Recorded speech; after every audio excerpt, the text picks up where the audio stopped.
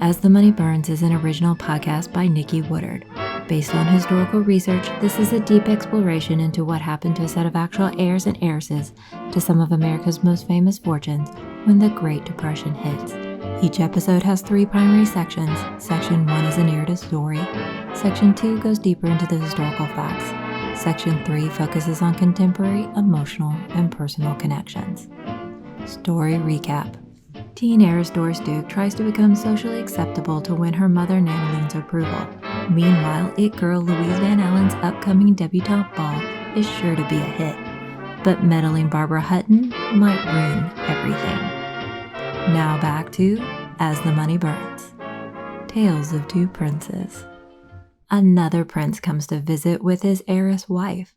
In a world where young heiresses dream of romantic love, this couple is the epitome of relationship goals. Only will his presence cause problems for the current reigning royal?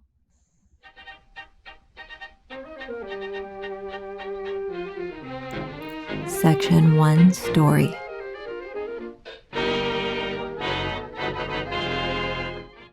In Newport, Rhode Island, the bright sunlight strikes the eyes of Prince Serge Obolensky, a charming dispossessed Russian prince who's playing golf with his beautiful wife and former Egyptian explorer, Ava Alice Astor, her sister-in-law, Grand Dame Helen Astor, and their cousin, teen it girl, Louise Van Alen. The weather is fabulous, but Serge apologizes and excuses himself as he is still suffering the side effects of snow blindness from skiing last winter. The sporting ladies continue their rounds discussing Louise's upcoming debut. Back at the Astor cottage, Beechwood, Serge tucks himself away in a darkened room on a chaise. There are 2 households running about between Ava and her brother Vincent. Ava's staff is quite an international set, with a Russian chef and an overly attentive nanny for her young son, Ivan. The households mingle throughout the quarter, making sure their masters are properly cared for. Ava's entourage travels far more than her older brother Vincent Astor's. They are lean and efficient and completely devoted. Ivan's nanny, Miss Spiller, checks and makes sure Serge is comfortable. When the golfing party returns, Ava is none too pleased at this extra special attention. Later for dinner, Serge emerges in evening attire and circulates the large gathering with ease. The ladies swoon and coo over his suave demeanor, and equally the men enjoy his company. The war hero and now dispossessed prince is always welcomed in any crowd. He even makes the stuffy and awkward Vincent feel acceptable. The proud young scion and brother-in-law Jakey Astor is both happy and relieved to have Serge in their presence. First, he's one of the few likable relatives, and better, he keeps Vincent distracted. The Van Alen brothers love getting the old war tales out of Serge, and this time there seems to be some amusement in having their long-standing guest, the other dispossessed Russian prince, Alexis Mdivani, suffering competition. The 2 princes couldn't be further apart in most ways. Tall and regal, Serge mingles with ease and kindness and warmth, laughing and dancing with the various ladies present. In contrast, the more rugged Prince Alexis remains more haughtily aloof and sour. His arm still requires a sling from a recent polo injury, and he demands extra attention from the servants and Louise. Louise is happy to play the coddling and attentive nurse to their longtime family friend.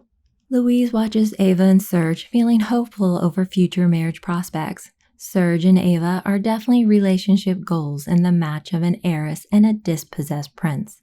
They live well off her money, and his charm makes everyone and thing blend together. Ava is sophisticated and cultured, though unassumingly daring in her own way, having explored King Tut's tomb. Louise hopes her future will be as bright. Upon some further urging, Serge regales with tales of former Russian nobility, retelling the night Rasputin was murdered, as Serge had learned the details from an eyewitness at another dinner party. Serge's own fighting for the Russian resistance and his near-death experiences, and eventually meeting his very own imposter in Europe. The gathered crowd gasps and laughs as the stories twist and turn, all enraptured except for the sullen and indifferent Prince Alexis. Instead, he notices Serge's watch, the cut of his tailored clothes, those sparkling gold cufflinks. Only the ever-suspicious Jakey watches and takes note of Prince Alexis' displeasure. Prince Alexis tires of all the fawning over Serge and begins to feel the need for fresh air. Louise agrees to accompany him for a brief walk around the gardens as she wants to return to be with her cousins. As a cool breeze drifts over the secret couple, Louise pleads, "Come on, I love hearing Serge's tales. He's always so charming." The prince scoffs. "Of course he's charming. What does he need to worry about with Ava taking care of everything for him? Shall I too perform like a trained monkey for my supper? Am I suitably attired in clothes that are out of fashion and need mending? I was born a prince and now live as a pauper. I'm a secret you will not claim." Louise ducks her head in shame. She's still not ready to tell her family the truth about their house guest, fearing that would soon strip her of his companionship indefinitely. Further away, uninvited teen heiresses Barbara Hutton and Doris Duke stroll along Cliff's Walk, the precarious little path that wraps along the coast. Behind them follows their governesses. Having overheard about the soiree, Barbara and Doris imagine how grand the evening might be, wishing one day their own princes will come. Section 2, History and Historiography. Without a doubt, World War I toppled 3 long-reigning imperial dynasties. The Austro-Hungarian Habsburg formed in 1273, the Turkish Ottoman formed in 1299, and the Russian Romanov formed in 1613. The first 2 were part of the losing side, the Central Powers, while Russia had been part of the Allied forces.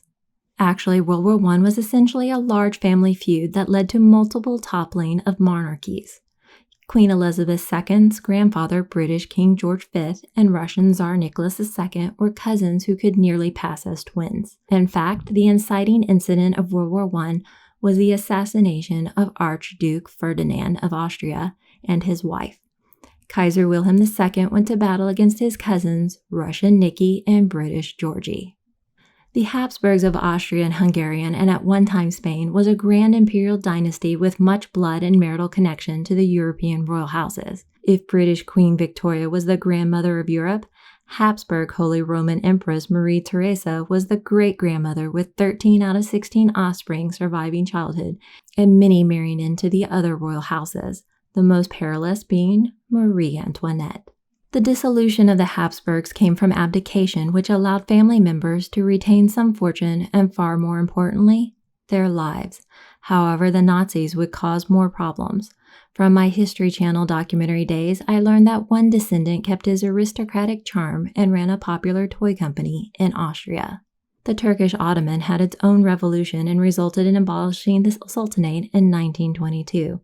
The last Sultan, Mehmet VI, was expelled and lived in exile until his death in 1926. War hero Mustafa Kemal Ataturk assumed control of the newly formed republic and set about modernizing the nation. The Romanov dynasty had a far darker and more tragic end with the annihilation of Tsar Nicholas II and his immediate family, including, despite the rumors, famed daughter Anastasia. Much like the French Revolution, the Russian Revolution, with Stalin's paranoia and the Bolshevik register, set out to eliminate any and all aristocratic, noble, and royal ties that might, on the slightest attempt, try to reassert their titles or property. Under the legitimate fear of imminent death, those who were fortunate fled the country with barely anything except maybe, and very rarely, a Fabergé egg. There are photos of Serge Obolensky with Romanov royalty. He was, after all, from one of the oldest and most prominent noble families in Russian history, dating back to the 1600s in Novgorod. He also married the former Tsar Alexander II's daughter, Princess Catherine, 12 years his senior. Officially, his name was Sergei Platonovich Obolensky-Neledinsky-Miletsky. Before World War I, he played polo while studying at Oxford, leaving to serve his country in Yalta as a captain. As the Bolsheviks went out to kill any affiliations, they found and killed Serge's relative, Prince Meshchersky, in Yalta, smashing in his face and throwing him into the bay. However, as that prince was similar in build to Serge, the Bolsheviks mistaken the two and thus listed Serge as dead in the Bolshevik register in 1918. That helped Serge evade further hunting, but he would then have to stay away from his wife Catherine or be exposed. Participating in the Russian resistance as a guerrilla fighter, Serge would battle against the Bolsheviks until it became clear it was the losing side. He hid in the Crimean mountains amongst the Tartars until safe travel could be arranged. He posed as a sickly intellectual revolutionary, but it was a poor disguise as practically everyone was still able to recognize Serge with his distinctly unmalleable features. And to be caught harboring this fugitive would have guaranteed death or a Siberian trip. Safe harbor meant hiding him in secret rooms unseen. Eventually, Serge would reunite with his wife and they would make their escape to London, now as de facto exiled royals. Ironically, there was for a bit another man running around impersonating Prince Serge Obolensky. A few times the two men nearly crossed paths.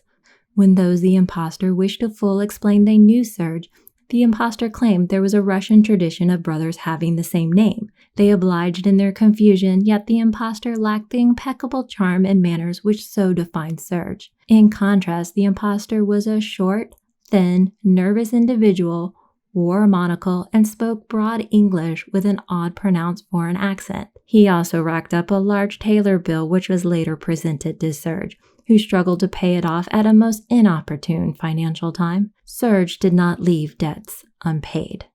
The impostor would later be arrested in 1921 on some random charge as to which Serge was unable to recollect the specifics. The impostor, Wesley, had served as a private in the British Army until claiming to be in an insane asylum and dropping out of sight. The impostor would again resurface as the Duke of Wellington in Paris, as well as Prince Serge Obolensky in New York. The guy actually came from the Bronx or Brooklyn. The real Serge would work with the Scotland Yard to clear up matters. And still, the impostor continued on, enjoying Broadway, including the chorus girls, touring parties in both Newport and Long Island. Many years later, the two Serges would meet face to face. During the 1920s, European capitals found themselves hosting lots of dispossessed royals, both real and fake, London and Paris being the favorites. One could hardly keep track, and it always helped if there was something more to the context. While many lived off the generosity of others, Serge got a job at a stock brokerage company and began to earn a decent living. In 1923, his wife, Princess Catherine, would sue for divorce now that England finally permitted the charge of adultery as reasonable grounds. A year later, Serge would meet the successful debutante Ava Alice Astor on the golf course where she beat everyone brilliantly. But it was a later event of dancing and tripping over each other that began their grand love affair. His first description of her references her dark beauty resembling an Egyptian princess. Rumor circled she was the fourth person to enter King Tut's chamber.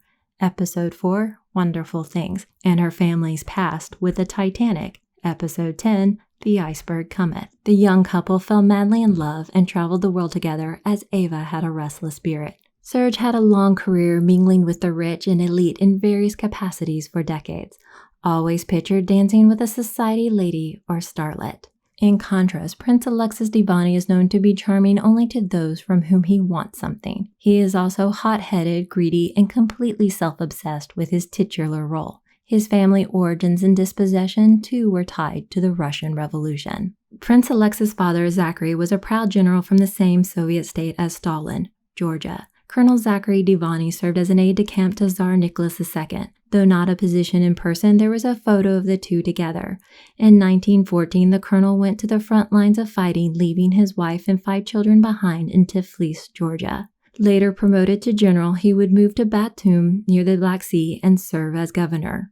His Polish wife, Elizabeth, referred to then as the Madam Governor, hosted parties for the Allied nations, befriending Americans, including Zenas Marshall Crane, the heir to the Crane Paper Company. When in 1921 the Bolsheviks began to attack Batum, Crane offered to take second son David to America for his education. However, oldest brother Sergei, yes, another Sergei, and youngest brother Alexis also snuck aboard the ship. Crane would take Sergei and David to the United States and enroll them at the Phillips Academy in Andover, while Alexis would join sisters Nina and Rusi in Constantinople-Istanbul with their parents. From French connections made during their parties, Madame secured visas for the family to Paris. While David and Sergei studied, more like caused a ruckus at Andover, their siblings were hustling on the streets of Paris. Rusi spun a tale about their trunk carrying silver and other treasures being lost at sea, being left only with small party favors and some shares in oil fields. In Paris, Madame and Nina went to the embassies, reconnecting with past acquaintances, only now as princesses in exile. Madame and the children heavily played on their royal titles as there were so many dispossessed royalty meandering about. Zachary refused to go by the title, proudly holding on to his rank as general. Alas, his children would make the most of it nonetheless, and their mother played it to a hilt too. Russie also wanted to ensure youngest brother Alexis had the best chance and managed to get him into school at Britain's Eton, where he met the Van Alens, and later followed middle son William Lawrence Van Alen, who luckily went by the name Sam, to Cambridge, living and sponging off this ever so generous host. It might sound odd covering the Russian Revolution and toppling of monarchies and dynasties, but in essence our story is about the American version of royalty, which is our wealthy elite. Their lives will soon take a dark shift, and one of our young heiresses, aspiring to be a princess, will soon become the Marie Antoinette of the Great Depression.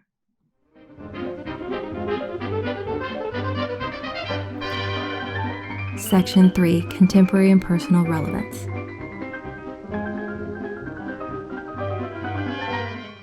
I've always been fascinated by imperial dynasties ever since I learned that more than just some distant fanciful fairy tales, there were actual real princesses, queens and kings, and castles. Those fairy tales could be real and far more twisted, and therefore even more fascinating. In fact, much of my historical studies have been related to studying dynasties, as it offers a great premise to study comparatively many cultures and covers many of the ruling bodies up until the 20th century. I even worked on an A&E documentary with a section covering the British King Edward VIII's abdication to married twice-divorcee American Wallis Simpson. To say I'm a bit obsessed is an understatement, so thus it is much to my amusement that there was a form of royal chasing happening amongst the wealthy. It seems many young females dream of being a princess.